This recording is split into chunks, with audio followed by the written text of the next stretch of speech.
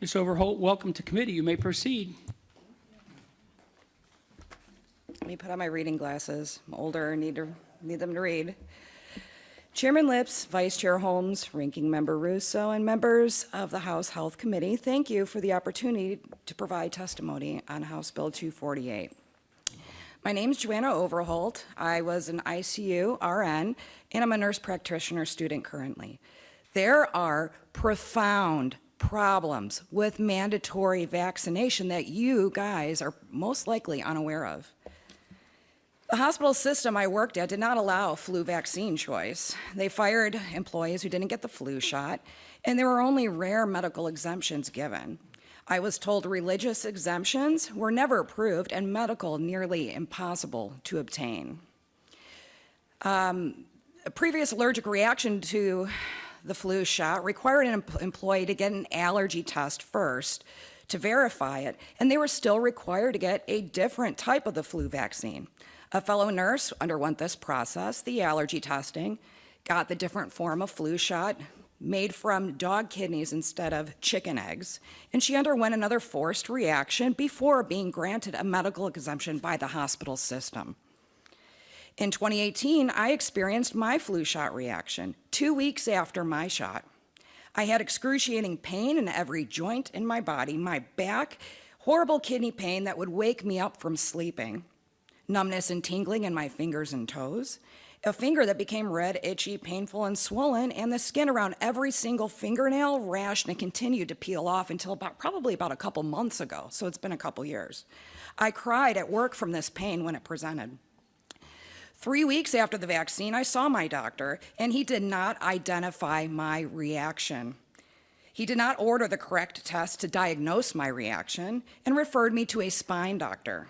He was part of the hospital system I worked for and could easily just see on his computer screen I got my flu shot. 5 months later, I followed up with continuing joint pain and peeling fingers, concerned I had an autoimmune disease. He confirmed it sounded like I had a reaction to the flu shot and referred me to a rheumatologist. Then I researched. Sure enough, I found my symptoms were similar to what they call serum sickness. Anybody heard of that?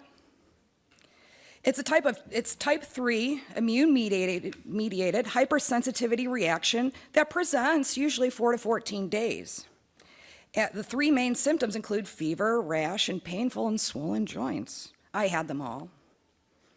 8 months after my reaction, the hospital system rheumatologist ordered the appropriate labs, which were normal by that time. But he explained in order to diagnose it, I would have needed to be tested during the reaction, not 8 months later. I asked both of the doctors for a flu shot exemption, and they both refused, stating not enough evidence from my latent inadequate labs. I wondered if it was against company policy because what was the big deal? What was the big deal? My symptoms were well documented.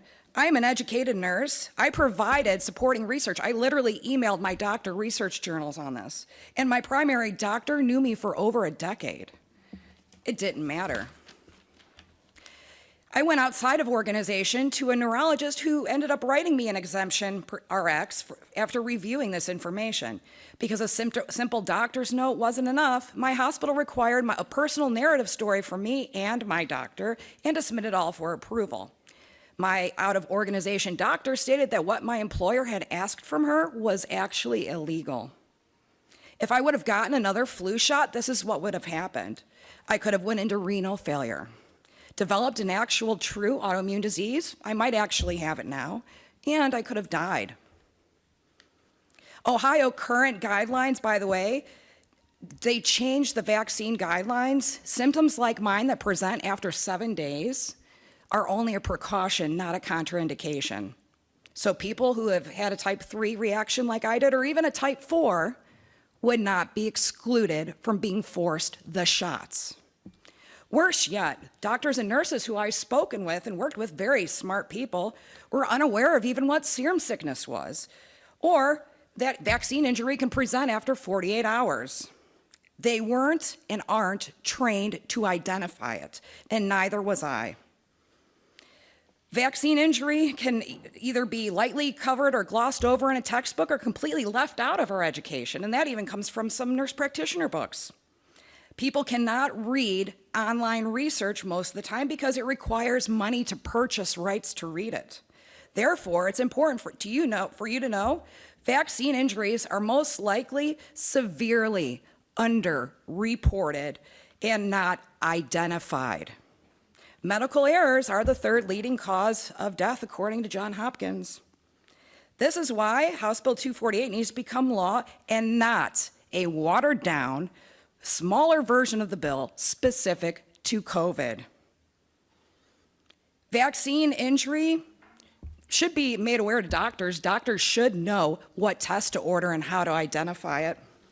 And they shouldn't be forced to choose between their organization loyalty and my health.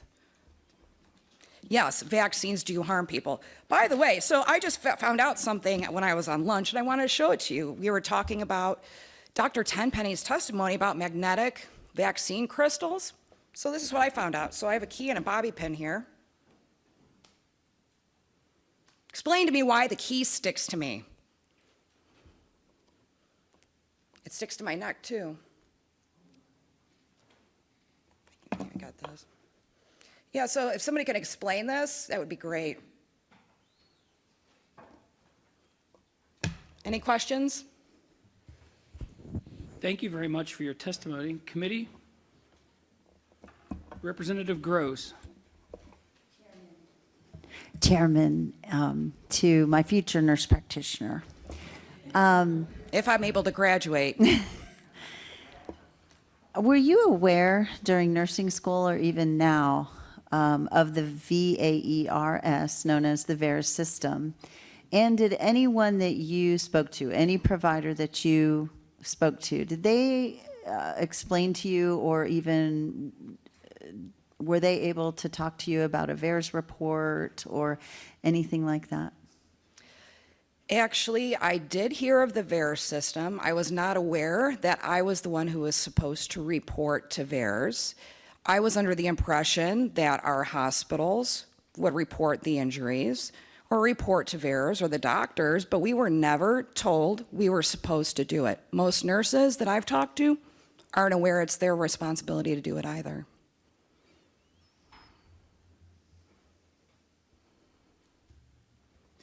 Also, are you aware of the new study that just came out from Cleveland Clinic as of today? It's the one that discusses for the committee for record that those who've had COVID are no more immune than those who've gotten the vaccine. I didn't read the study if it was released today, but I went to nursing school 10 years ago, and 10 years ago it was stated that actual natural immunity was always preferred to vaccine immunity. And I stand corrected. The study findings reveal that individuals with previous SARS-CoV-2 infection do not get additional benefits from vaccination, indicating that COVID-19 vaccines should be prioritized to individuals without prior infection. And my understanding is there were, I don't know how many, 15,000 people studied. 5 or 15, you know. That doesn't Numbers. surprise me, but I will have to read into it. Okay, thank you.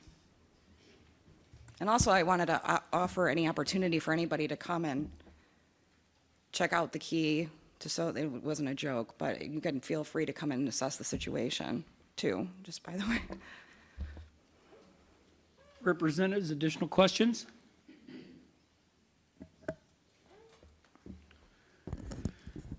Thank you for being with us today. It's a little bit different testimony for us since you ventured into the flu shot world. It reminds me of back in the HB 193 days from 2 terms ago, 2 GAs ago.